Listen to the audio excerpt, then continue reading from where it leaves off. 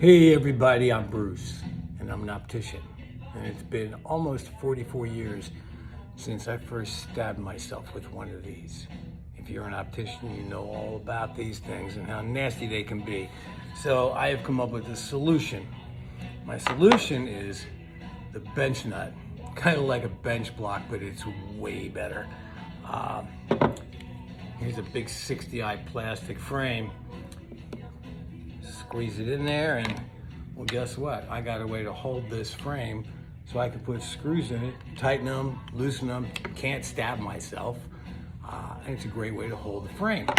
So what happens if we have a small frame? Well, it's easy.